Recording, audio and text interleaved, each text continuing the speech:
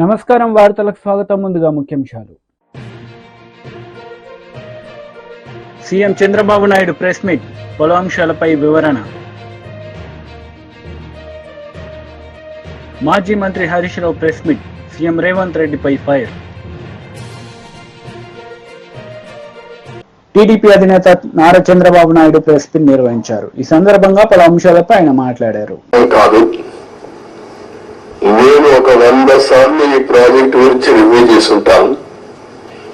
30 times ఇక్కడికి వచ్చి ప్రాజెక్టులో చూశాను. అడుగడుగున అన్ని నిర్ణయాలు నేను భాగస్వామ్యాన్ని అర్థం చేసుకోగలిగాం. ఈరోజు ఒక పక్కన డయాఫామ్ వాల్ 3 బిట్స్ లో పోతే ఇప్పుడు ఆల్టర్నేటివ్స్ ఏంటంటే నియమనిషాలు లెక్కేసే పరిస్థితికి వచ్చారు. ఇందులో ఆ 2 బిట్లు కానీ ఎక్కడికక్కడ ఒక parallel D wall, diaphragm wall హైట్కి ఎక్కడ డ్యామేజ్ అయిందో దానికంటే ముందు ఒక ప్యారలల్ గా పెట్టి దాన్ని కవర్ చేస్తే 447 కోట్లు అవుతుంది. మామూలుగా మనం ఖర్చు పెట్టింది 446 కోట్లు. ఇప్పుడు రిపేర్ చేయడానికి 447 కోట్లు.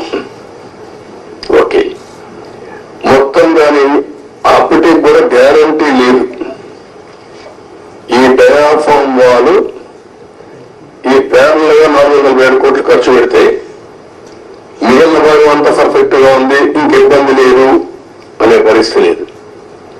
కాదు, మొత్తం డయాఫామ్ వాల్ ప్యారల్ గా కట్టాలంటే 990 కోట్లు. ఇది ఒక భాగం. కాఫర్ డ్యామ్, పైన కాఫర్ డ్యామ్ ఉంది, కిందన కాఫర్ డ్యామ్ ఉంది. 550 కోట్ల రూపాయలతో పైన ఒక 250 కోట్లతో కిందన కాఫర్ డ్యామ్ 2 కట్టారు. ఇప్పుడు వీళ్ళు చేసిన నిర్వాహకం మధ్యలో గ్యాప్, లాస్ట్ లో గ్యాప్ ఉంటే ఆ లాస్ట్ గ్యాప్ ను ఫిలప్ చేయలేదు. రీజన్, ఆ సమయంలో ఏజెన్సీ లేరు, ఇంజనీర్ లేరు. ఆ నీళ్లు వచ్చాయి. ఆ నీళ్లు వచ్చి మొత్తం ఆ ఉధృతంతో కింద నుండి ఇసుకుని ఎక్కడికక్కడ పైకి వేసింది. ఎక్కడికక్కడ మనం ఏమంటాము, ఇవన్నీ అగాధం, ఆ గొయ్యి వాటర్ వచ్చినప్పుడు సుడిగుండాలు అలాంటి క్రియేట్ చేసి ఎంత లోతుకు పోవాలంత లోతుకి వెళ్ళిపోయి 20 మీటర్లు 30 మీటర్లకు వెళ్ళిపోయి ఆ మట్టి అంతా దిగేసింది. దానివల్ల గ్యాప్ 1 అది క్లోజ్ చేయాలి మనం. గ్యాప్ 1 దగ్గర మీరు ఒకసారి చూస్తే అది 250 మీటర్లు ఉండేది. గ్యాప్ 1 బంద్ 150 మీటర్స్ కొట్టుకుని వెళ్ళిపోయింది. దాని మీద ఇప్పుడు ఇసుకేసి కొంచెం ఫిలప్ చేశారు. ఇప్పుడు ఆ ఇసుకేసి అది ఫిలప్ చేస్తే దాన్ని మళ్ళా గ్యాప్ 1 ఫిలప్ చేయాలి మనం. ఇప్పుడు ఇసుక తీసుకొచ్చి బయట నుంచి ఇసుక తీసుకొచ్చి అక్కడ పెట్టి మొత్తం కొట్టుకొని వెళ్ళిపోయింది. కాబట్టి ఇప్పుడు డ్రౌటింగ్ దానంతా కూడా కాంపాక్ట్ చేస్తున్నారు. ఆ ఇసుక అంతా పోసి ఇది ఎంత అవుతుందో తెలియదు. 2,000 కోట్లు అవుతుందా, ఎంత అవుతుందో తెలియదు. We are saying as on today 2,000 కోట్లు. నాకు నమ్మకం లేదు అడ్మినిస్ట్రేషన్ పైన. వాళ్ళు ఏ లెక్కలు వేసారో తెలియదు నాకు. ఇది అయిన తర్వాత గ్యాప్ 1 అనేది లాస్ట్ లో ఉండేది వస్తుంది. గ్యాప్ 2 డయాఫామ్ వాల్, గ్యాప్ 3 ఇంకొక వాల్ కట్టారు, అక్కడ కాంక్రీట్ వాల్ కట్టారు. అదే మాదిరిగా గైడ్ బండ్ ఒకటి అది కుంగిపోయింది. సరే, స్పిల్ వే అప్పుడే కట్టాం, గేట్స్ కూడా అప్పుడే పెట్టాం. ఇప్పుడు ఇవన్నీ చూసిన తర్వాత ఎన్నేళ్లు పడుతుందని అడిగాను. ఆ రోజు కానీ కంటిన్యూ ఉంటే 2020 ఎండుకు పూర్తి అయిపోయింది ప్రాజెక్ట్. ఈరోజు 5 ఏళ్ళు అయిపోయింది. ఇప్పుడు ఎప్పుడు అవుతుందంటే 4 సీజన్లు కావాలంటున్నారు మినిమం. 4 సీజన్లు అంటే 4 ఏళ్ళు. అన్ని సవ్యంగా జరిగితే మళ్ళా ఒక వ్యక్తి రాష్ట్రానికి ఒక శాపంగా ఎట్లా మారుతారు అనేది ఇది ఒక కేస్ స్టడీ. రాష్ట్రంలో ప్రతి ఒక్కరూ ఆలోచించాలి. నేను డిస్కస్ చేస్తాను. ఇంకా మేజర్ కంటూర్స్ మాత్రం నేను మాట్లాడుతున్నా. మామూలుగా చాలా మందికి అర్థం కాదు కానీ సబ్జెక్టు ఇవన్నీ చూసిన తర్వాత నాకు ఫస్ట్ నుంచి టచ్ లో ఉన్నాను కాబట్టి అర్థం చేసుకోగలుగుతున్నాం. ఇవన్నీ కూడా ఇంకా టెక్నాలజీస్ లో డిఫరెంట్ కంపెనీస్ కి అప్పచెప్పారు. ఒక Messrs AFRY India private limited Noida Sweden company వాళ్ళని సెంట్రల్ వాటర్ కమిషన్ రికమెండ్ చేశారు. దీని కూడా వైపులో స్టోన్ కాలమ్స్ ఇవన్నీ కూడా ఏ విధంగా చేయాలి ఎట్లా మాజీ మంత్రి హరీష్ రావు మీడియా సమావేశం నిర్వహించారు. ఈ సందర్భంగా పలు అంశాలపై ఆయన మాట్లాడారు. నెలకొన్నది. ఏప్రిల్ నెల పెన్షన్ ఇంతవరకు బళ్ళే, మే నెల పెన్షన్ ఇంతవరకు బళ్ళే. ఇలా జూన్ 16వ తేదీ 17 అంటే ఏమైపోయింది? ఓట్లు డబ్బల పడ్డాక పార్లమెంట్ ఎన్నికలు ముగిసిన తర్వాత ఇలా 2 నెలల పెన్షన్ ఆగింది. రాష్ట్రంలో అనేక జిల్లాల్లో ఏప్రిల్ నెల పెన్షన్ వల్లే, మే నెల పెన్షన్ అయితే ఏ జిల్లాలో కూడా పడలేదు. ఇలా రెక్కాడితే డొక్కాడని వాళ్ళు 2000 రూపాయలు వస్తే ఇంత మందు గోళీలో సూదీలకో ఇంత బుక్కడి అన్నం తిని బతికేటువంటి ఆ అభాగ్యుల పట్ల ఈ ప్రభుత్వానికి ఎందుకు అంత చిన్న చూపు అని నేను అడుగుతా ఉన్నా. మీ ప్రాధాన్యత ఏంది? భర్త వదిలిపెట్టిన మరి ఒంటరి మహిళ కావచ్చు, భర్త చనిపోయిన వితంతువురాలు కావచ్చు, వికలాంగులు కావచ్చు, వృద్ధులైన పిల్లలు చూడని తల్లిదండ్రులకు ఈ ఆసరా పెన్షనే ఆసర కదా. ఆ ఆసర నుండి అవ్వాతాతల్ని ఎందుకు దూరం చేస్తున్నారు? ఆ అవ్వాతాతలకు ఇచ్చిన మాట ఎందుకు నిలుపుకోలేకపోతున్నారు? ఏమైంది? ఏప్రిల్ నెల ఎందుకు ఇప్పటిదాకా 2000 రూపాయల పెన్షన్ ఇవ్వలేదు? మే నెల ఇంకెప్పుడు ఇస్తారు అని నేను అడుగుతా ఉన్నా. ఎలక్షన్లప్పుడేమో జనవరిలో ఒక నెల పెన్షన్ ఎగ్గొట్టిండ్రు. దాన్ని మేము గట్టిగా డిమాండ్ చేస్తే పార్లమెంట్ ఎన్నికలు జరిగేటప్పుడు ఆ జనవరిది ప్లస్ ఆ నెలది కలిపి 2 నెలలు ఇచ్చారు. ఒక నెల ఓట్లు ఇచ్చే నెలల ఓట్లు అయిపోయినాయి. ఇప్పుడు 2 నెలల పెన్షనే పెట్టారు. ఇది ఎక్కడి మోసం? ఇలా రాష్ట్ర ప్రభుత్వాన్ని మేము డిమాండ్ చేస్తున్నాం. తక్షణమే ఆ అవ్వాతాతలకు 2 నెలల పెన్షన్ ఏప్రిల్ మే విడుదల చేయాలని చెప్పి మేము ప్రభుత్వాన్ని డిమాండ్ చేస్తూ ఉన్నాం. ఆ రోజు ఏమన్నారు? ఎన్నికల ముందు కేసీఆర్ ఒకరికే పింఛన్ ఇస్తుండు, మేము వస్తే ఇంటికి 2 పెన్షన్లు ఇస్తాం, అవ్వకిస్తాం తాతకిస్తాం. కేసీఆర్ తాతకే ఇస్తుండు, మేము అవ్వకు కూడా ఇస్తాం. ఇంటికి 2 పెన్షన్లు ఇస్తాం, మనిషికి 4000 ఇస్తాం. మరి ఏమైంది? అవ్వ పెన్షన్ ఎటువాయా, తాత పెన్షన్ ఎటువాయా, 4000 ఎటువాయా? ఏవి మీ 2 పెన్షన్లు? 6 గ్యారంటీల దరఖాస్తుల్లో మీరు అప్పుడు దరఖాస్తులు తీసుకున్నారు కొత్త పెన్షన్లకు. ఏమైనాయి దరఖాస్తులు? ఏ మూలన పడేసిండ్రు? వాటిని ఏదో ఆన్లైన్ చేస్తున్నామన్నారు, ఇది చేస్తున్నామన్నారు. ఇక వచ్చే చూసే ఇత్తిమి అంటిది. ఏమైంది? 6 నెలలైనా 2 పెన్షన్లు ఎక్కడ పోయినాయి? 6 నెలలైనా 4000 రూపాయల పెన్షన్ ఏమైంది అని అడుగుతా ఉన్నాం మేము. కాంగ్రెస్ ప్రభుత్వం పేదల ప్రభుత్వం అని చెప్తున్నారు, ప్రజాపాలన అని చెప్తున్నారు. మరి ఆచరణలో ఏమైంది నీ ప్రజాపాలన? ఏమైంది? నీ పేదల ప్రభుత్వంలో ఈ పేదలైన అవ్వాతాతలు లేరా? నీ పేదల ప్రభుత్వంలో ఒంటరి మహిళలకు వితంతువులకు చోటు లేదా? వీళ్ళు పేదలు కాదా? ఈ పేదల పట్ల ఎందుకింత నిర్లక్ష్యం అని నేను అడుగుతా ఉన్నా. ఈరోజు మీరు ఇచ్చిన హామీ ప్రకారం తక్షణమే 4000 రూపాయల పెన్షన్ ఇవ్వాలని చెప్పి నేను కాంగ్రెస్ ప్రభుత్వాన్ని డిమాండ్ చేస్తూ ఉన్నా. ఇవాళ ఎందుకంటే పక్కనున్న రాష్ట్రం ఆంధ్రప్రదేశ్లో కొత్తగా పదవీ బాధ్యతలు చేపట్టినటువంటి ముఖ్యమంత్రి గారు అక్కడ ఇచ్చిన మాట ప్రకారంగా పెన్షన్ 4000 రూపాయలకు పెంచారు. 4000 రూపాయలకు మొదటి సంతకం చేశారు. మొదటి సంతకం చేస్తేనన్నారు, మాట ప్రకారంగా చేశారు. మరి మీ మొదటి సంతకం ఏమైంది? డిసెంబర్ 9 నాడే సంతకం పెడతాం, 4000 పెన్షన్ ఇస్తామన్నారు కదా. కనీసం ఆంధ్రప్రదేశ్ను చూసైనా నేర్చుకోండి, కళ్ళు తెరవండి అని చెప్పి నేను డిమాండ్ చేస్తా ఉన్నా. ఆంధ్రప్రదేశ్లో సాధ్యం అవుతుంది ఎట్లా, తెలంగాణలో కాదెట్లా అని చెప్పి నేను అడుగుతా ఉన్నా. ఇవాళ మీరు అక్కడ ఆంధ్రప్రదేశ్లో మనం చూసాం, పత్రికలు చదివాం మేము. 3 నెలలు retrospective effect, April May June నెలలకు సంబంధించిన 1000 రూపాయలు కలిపి జూన్ నెలలో ఇచ్చే 4,000 కలిపి 7,000 రూపాయల పెన్షన్ అవ్వాతాతలకు ఒకేసారి ఇస్తున్నాం, అంటే పాత 3 నెలలు కూడా ఇస్తాం అని పాత 3 నెలలు కలిపి ఇవాళ 7,000 రూపాయల పెన్షన్ను అక్కడ అవ్వాతాతలకు అందిస్తూ ఉన్నారు. మరి మీరు ఎప్పటి నుంచి ఇస్తారు? మీరు 6 నెలలైనా ఎందుకు ఇవ్వట్లేదు? ఇవాళ అందువల్ల ఇవాళ ఆంధ్రప్రదేశ్లో ఇచ్చిన విధంగా బీజేపీ లీడర్ మీడియా సమావేశం నిర్వహించారు. ఈ సందర్భంగా పలు అంశాలపై ఆయన మాట్లాడారు. స్వాగతం రాష్ట్ర భారతీయ జనతా పార్టీ చేస్తా ఉంది. బేగంపేట నుంచి భారీ ర్యాలీతోటి రాష్ట్ర కార్యాలయం వరకు రావడం జరుగుతుంది. ఇక్కడ వేదిక ఏర్పాటు చేసి తెలంగాణ ప్రజలకు ధన్యవాదాలు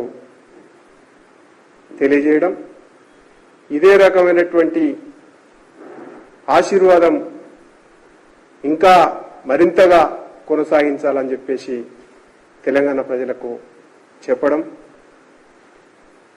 ఇక్కడ రాష్ట్రం నుంచి వచ్చినటువంటి అందరూ కూడా వారికి సన్మాన కార్యక్రమాన్ని, నరేంద్ర మోడీ గారికి ప్రత్యేకమైనటువంటి ధన్యవాద కార్యక్రమాన్ని తెలియజేస్తా ఉన్నాం. దీని తర్వాత ఇక్కడి నుంచి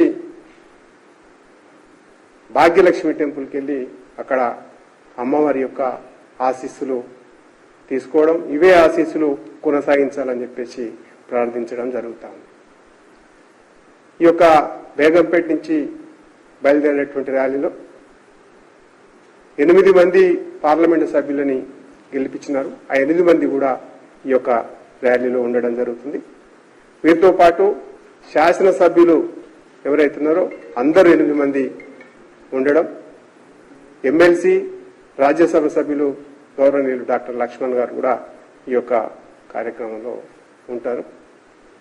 రాష్ట్రం నుంచి అందరు పదాధికారులు, కార్యకర్తలు, భారతీయ జనతా పార్టీ అభిమానులు స్వాగతం పలికేటట్టుగా, ఘనంగా స్వాగతం చెప్పేటట్టుగా రాష్ట్ర భారతీయ జనతా పార్టీ ఏర్పాట్లు చేస్తా ఉంది.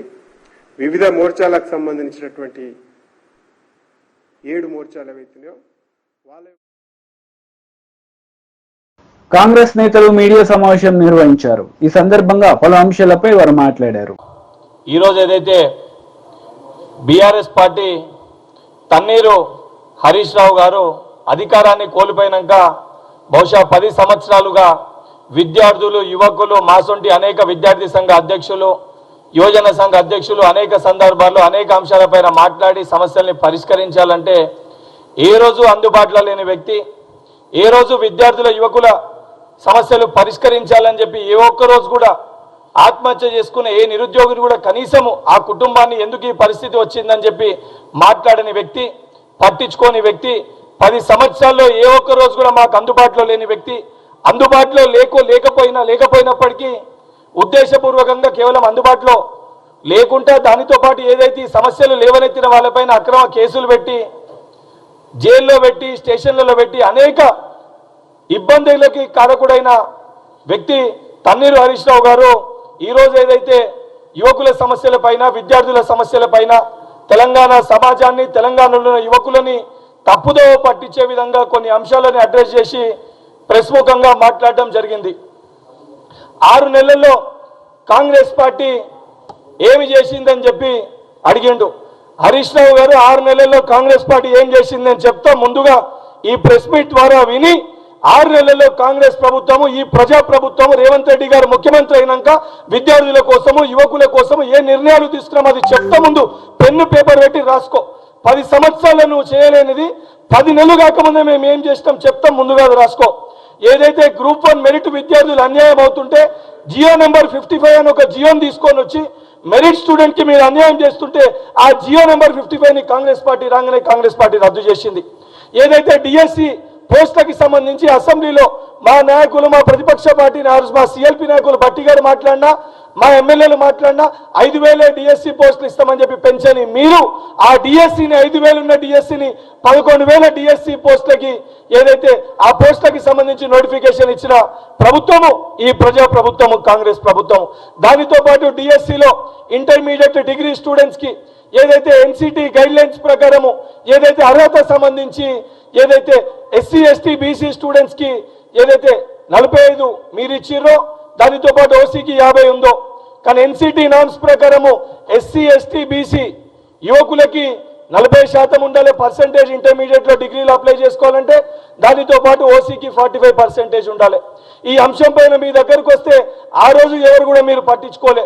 తక్షణమే ఇది ఎన్సిటి గైడ్ లైన్స్ అగేన్స్టే ఉందని చెప్పని ఏదైతే ఎస్సీ ఎస్టీ బీసీకి 45 ఉన్నదాన్ని 40% తగ్గించి అమెండ్మెంట్స్ తీసుకొని మంత్రి గుడివాడ అమర్నాథ్ మీడియా సమావేశం నిర్వహించారు. ఈ సందర్భంగా టీడీపీ నేతలపై ఆయన విరుచుకుపడ్డారు. నేను కూడా మా పార్టీ తరపున మాట్లాడాల్సి వస్తేనో ప్రజల తరపున మాట్లాడాల్సి వస్తేనో ముఖ్యమంత్రి చంద్రబాబు నాయుడు గారు 2014 నుంచి 19 వరకు ఏ రకంగా ప్రభుత్వ ధనాన్ని ఈరోజు ప్రభుత్వానికి సంబంధించినటువంటి భవనాలు నిర్మిస్తేనో ఒక డిపార్ట్మెంట్కి సంబంధించినటువంటి నిర్మాణాలు శాశ్వత నిర్మాణాలు నిర్మిస్తే దీన్ని ఈరోజు ప్రజలకి తప్పుదోవ పట్టించేటువంటి ప్రయత్నం వారు చేస్తున్నటువంటి క్రమంలో చంద్రబాబు నాయుడు గారు 2014 నుంచి 19 వరకు ముఖ్యమంత్రిగా ఉన్నప్పుడు ఎంత ప్రభుత్వ ధనాన్ని దుర్వినియోగం చేశారనేటువంటిది కూడా మాట్లాడాల్సినటువంటి పరిస్థితి వస్తుంది. వారు హైదరాబాద్లో జూబ్లీహిల్స్లో వారి సొంత భవనాన్ని నిర్మించుకునేటువంటి క్రమంలో వారి కుటుంబ సభ్యులందరినీ తీసుకొని వెళ్ళి ఒక ప్రైవేట్ హోటల్లో పెట్టి కోట్లాది రూపాయలు ప్రైవేట్ హోటల్కి చెల్లించినటువంటి సందర్భాలు సరే ఇవన్నీ ప్రభుత్వంలో ముఖ్యమంత్రులుగా ఉన్నప్పుడు కొన్ని సెక్యూరిటీ రీజన్సో లేకపోతే ఇతర వారికి ఉన్నటువంటి ప్రయారిటీస్ ప్రోటోకాల్స్ ప్రకారం కొన్ని నిర్ణయాలు తీసుకుంటుంటారు. అవన్నీ తవ్వుకుంటే ఇప్పుడు అనేక రకాలైనటువంటి విమర్శలు చేయాల్సినటువంటి పరిస్థితి. ఈ సమయంలో మేము విమర్శలు చేస్తే ఇప్పుడే అధికారంలోకి వచ్చారు కాబట్టి మీరు చూసి తట్టుకోలేకపోతున్నారో లేకపోతే ఇంకోటో అనేటువంటి ఒక దుష్ప్రచారాన్ని మళ్ళీ మా మీద చేసేటువంటి ప్రయత్నం చేస్తారు. నేను వాటి జోలికి వెళ్ళను. ఇప్పుడు ఉన్నటువంటిది ఇప్పటికీ విశాఖపట్నం గవర్నర్ వస్తేనో రాష్ట్రపతి వస్తేనో తీసుకెళ్లి ఓ ప్రైవేట్ హోటల్లోనో లేకపోతే కేంద్ర ప్రభుత్వానికి సంబంధించినటువంటి గెస్ట్ హౌస్లోనే పెట్టాల్సినటువంటి పరిస్థితి ఇప్పటి వరకు ఉంది. ఇప్పుడు వాడండి, దాన్ని వినియోగించుకోండి. రేపు విశాఖపట్నాన్ని ఆర్థిక రాజధానిగా దీన్ని తయారు చేసేటువంటి బాధ్యత తీసుకుంటామని చెప్పి మొన్ననే ముఖ్యమంత్రి గారు ప్రకటించారు కదా. అనేక మంది ప్రముఖులు వచ్చేటువంటి అవకాశం ఉంది. విశాఖపట్నం ఈస్టర్న్ నేవల్ కమాండ్కి మనం హెడ్ క్వార్టర్గా ఉన్నటువంటి క్రమంలో అనేక సందర్భాల్లో రాష్ట్రపతులు అనేక సందర్భాల్లో ప్రధానమంత్రి గారు వచ్చేటువంటి సందర్భాలు ఉన్నాయి. ఉపరాష్ట్రపతులు మొన్న గతంలో ఆంధ్ర మన మెడికల్ ఏఎంసీకి సంబంధించినటువంటి ఫంక్షన్కి వచ్చారు, 100 years ఫంక్షన్కి. అనేక సందర్భాల్లో దేశానికి సంబంధించినటువంటి ప్రముఖులు వస్తుంటారు. అనేక మంది దేశ విదేశాల నుంచి వచ్చినటువంటి ప్రతినిధులు వస్తుంటారు. వినియోగించండి. జగన్మోహన్ రెడ్డి గారు ఉండరే రేపు నుంచి వచ్చి, లేదా వైఎస్ఆర్ కాంగ్రెస్ పార్టీ నాయకులు ఉండరే అందులో. ప్రభుత్వానికి సంబంధించి టూరిజం డిపార్ట్మెంట్కి సంబంధించినటువంటి నిర్మాణాలు దాన్ని ఏ రకంగా వినియోగించుకోవాలనేటువంటిది చేయండి. 4-5 బ్లాకులు ఉన్నాయి అందులో. అది ప్రజలకు వినియోగిస్తారా లేకపోతే టూరిజం వినియోగిస్తారా లేకపోతే ప్రభుత్వం సంబంధించినటువంటి అతిథులు. టీడీపీ పోలిట్ బ్యూరో సభ్యులు వర్ల రామయ్య మీడియా సమావేశం నిర్వహించారు. ఈ సందర్భంగా సీఎం జగన్ రెడ్డిపై మండిపడ్డారు. ధనవంతుల బాట అధికారులు అనుకున్నారు, తమ పదవి శాశ్వతం అనుకున్నారు. దాదాపు 25-30 సంవత్సరాల తాను ముఖ్యమంత్రిగా ఉంటాననుకొని తాను తన భార్య నివసించడం కోసం కట్టిన మాయామహల్ ఆ రిషికొండ పైన ఆయన నిర్మించింది. ఆ మాయామహల్ చూస్తే మనందరికీ అనిపిస్తుంది 500 కోట్ల రూపాయలతోటి ముఖ్యమంత్రి నివాస భవనం అండి. భారతదేశంలో కాదు, ప్రపంచ దేశాల్లోనే ఏ ముఖ్యమంత్రి కూడా అంత భవనాన్ని కట్టుకోలేదు. మన భారతదేశ పార్లమెంటు నిర్మించడానికి స్వాతంత్రం వచ్చిన 70 ఏళ్ల తర్వాత నిర్మాణం చేస్తే 700 కోట్లు ఖర్చు అయింది దానికి, పార్లమెంటు భవనానికి. ఈ జగన్మోహన్ రెడ్డి అధికారంలోకి వచ్చిన వెంటనే రాష్ట్రం పేదరికంలో కొట్టుమిట్టాడుతుంటే, పేదలందరూ అలవాలక్ష్మణులను అలవాడుతుంటే ఒక పేదవాడికి కూడా ఇల్లు కట్టకుండా 500 కోట్ల రూపాయలు ఖర్చు పెట్టి ఆ రిషికొండ పైన ఒక అనాలోచితంగా అతను కట్టిన రాజమహల్ అదొక మాయమహల్. తన భార్య తాను నివసించడం కోసం 500 కోట్ల రూపాయల ప్రజాధనాన్ని వృధా చేసి ప్రజాధనాన్ని వెచ్చించి అంత మహల్ కడుతున్నారు. ఆ పర్యాటక శాఖ మంత్రి శ్రీమతి రోజా గారు ఏమి క్షణానికి మాట్లాడు ఎందుకో మహల్ కడుతున్నారు, ఎందుకో బంగళా కడుతున్నారు, ఆవిడ ప్రారంభోత్సవం చేసే రోజు తెలియదు వాళ్ళకి. అధికారం పోతుందని తెలిసిన తర్వాత మార్చి 1వ తారీఖున మొన్న దాన్ని తూతూ మంత్రంగా ప్రారంభోత్సవం చేసి మళ్ళా ఫెన్సింగ్ చేశారు. ఏ మనిషి లోపలికి పోకుండా. ఆయన అంటారు విశాఖపట్నంలో ఒక మంచి భవనం లేదు, రాష్ట్రపతి గారు కానీ ప్రధానమంత్రి గారు కానీ ఇతర డిగ్నిటరీస్ ఎవరైనా విశాఖపట్నం వస్తే వాళ్ళు ఉండటానికి మంచి భవనం లేదు, అందుకే ఇది అన్నట్లుగా రాష్ట్ర ప్రజల్ని మోసం చేయడం. చీటింగ్ ఆమెకి కొత్త ఏం కాదు, అవలీలగా మాట్లాడేస్తుంది ఆమె మాయ మాటలు కూడా. ఆమె అంటారు పైగా మళ్ళీపోయిన ఆమె అంటారు మళ్ళా ముఖ్యమంత్రి గారు క్యాంపు కార్యాలయంలో వాడదాం అనుకున్నాను. అసలు పుట్టేంటి, ముఖ్యమంత్రి గారు మరలా గెలుస్తారు, ముఖ్యమంత్రి గారు ఆయన భార్య శ్రీమతి భారతీదేవి గారు ఆ బంగాళాలో ఉంటారు. అందుకోసమే పేదల సొమ్ము 500 కోట్ల రూపాయలు ఖర్చు పెట్టి ఆ భవనాన్ని నిర్మించారు. ఆ భవనం తమ్ముడు మీరు ఎవరు వెళ్ళలేదుగా ఎవరో చెబుతున్నారు నాకు. బాల్కనీ ఉందట అక్కడ. బాల్కనీలో కూర్చుంటే సముద్రం అలలు ఈ బంగాళా మీదకి వచ్చినట్టు వచ్చి మళ్ళా ఇట్లా వెనక్కి వెళ్ళిపోతాయి. బీఆర్ఎస్ లీడర్ మీడియా సమావేశం నిర్వహించారు. ఈ సందర్భంగా పలు అంశాలపై ఆయన మాట్లాడారు. కానీ దురదృష్టవశాత్తు ఎందుకో ఈ మధ్యకాలంలో వారి అభిప్రాయాలు మారినట్టుగా కనిపించింది. అందుకే ఆ విషయాన్ని కూడా మేమేం దాచుకోవాలి, ఉన్నట్టు ప్రజలకు చెప్పాలి. కాబట్టి కేసీఆర్ గారు కమిషన్ వేటి కొరకైతే నియమించబడ్డదో, అపాయింట్ చేయబడ్డదో, ఏ విషయాలలో వారికి అనుమానాలు ఉన్నాయని చెప్పి వారికి ఏం బాధ్యత ఇచ్చిండ్రో అవేంటివో మాకు పంపించారు. కాబట్టి ఆ విషయాలన్నింటినీ కూడా వారి సందేహాలను నివృత్తి చేస్తూ వారికి సమాధానాలు ఇస్తూనే వారు చేసిన పని సరైంది కాదు, మీకు ఆల్రెడీ కేసీఆర్ గారి పైన ఒక అభిప్రాయం ఉంది కాబట్టి దయచేసి మీరే ఒప్పుకోవాల్సింది కాకుండా ఇది అనే విషయాన్ని కూడా వారికి చెప్తూ అందులో న్యాయపరమైన విషయాలు కూడా ఉటంకిస్తూ, వాస్తవానికి ఈఆర్సీలు అనేవి స్వతంత్ర కమిషన్లు, చట్టబద్ధమైన రాజ్యాంగబద్ధమైన క్వాజీ జ్యుడిషియల్ అధికారాలు ఉన్నాయి. ఒక కోర్టు ఇచ్చిన తీర్పు పైన ప్రభుత్వాలకి విచారణ చేసే హక్కు ఉండదు ఎప్పుడు కూడా. ఈవెన్ ఒక మేజిస్ట్రేట్ కోర్టు ఇచ్చినా సరే, ఒక మేజిస్ట్రేట్ కోర్టు ఇచ్చిన తీర్పునైనా ఆ పార్టీస్కి అభ్యంతరం ఉంటే పైకోర్టుకు వెళ్ళాలి. ఇది ఎక్కడైనా ఉన్నది, దేశవ్యాప్తంగా ప్రపంచవ్యాప్తంగా. కోర్టుల యొక్క తీర్పుల పైన ఎగ్జిక్యూటివ్ బాడీస్కి ఎప్పుడు కూడా అధికారం ఉండదు విచారణ చేయడానికి. ఇది ఇంత చిన్న విషయం, సహజ న్యాయ సూత్రం ఇది. మరి వాస్తవానికి హైకోర్టు జడ్జిగా సీజేగా వీరికి, రిటైర్డ్ సీజేగా వీరికి అది తెలిసి ఉండాలి. న్యాయంగా అప్పుడే వీరు ప్రభుత్వానికి చెప్పి ఉండాలి. ప్రభుత్వంలో ఉన్న పెద్దలకు తెలిసి ఉండకపోవచ్చు, చెప్పి ఉండాలి. అవి మీరు పెట్టిన దాంట్లో ఈఆర్సీల పాత్ర ఉంది, ఈఆర్సీలు తీర్పిచ్చినాయి, ఈ పలానా విషయాల్లో మనం విచారణ చేయడానికి లేదు మనకు హక్కు, ఇవి తీసేయండి అని అడిగి ఉండాలి మీరు. ఈఆర్సీ దేంట్లోనైతే తీర్పు ఇచ్చిందో దానిపైన నేను మళ్ళీ విచారణ చేయకూడదనే విషయాన్ని వారు చెప్పి ఉండాలి న్యాయంగా. వార్తలు ముగించే ముందు ముఖ్యాంశాలు మరోసారి. CM Chandrababu Naidu press meet, పలు అంశాలపై వివరణ. మాజీ మంత్రి Harish Rao press meet, CM Revanth రెడ్డిపై ఫైర్.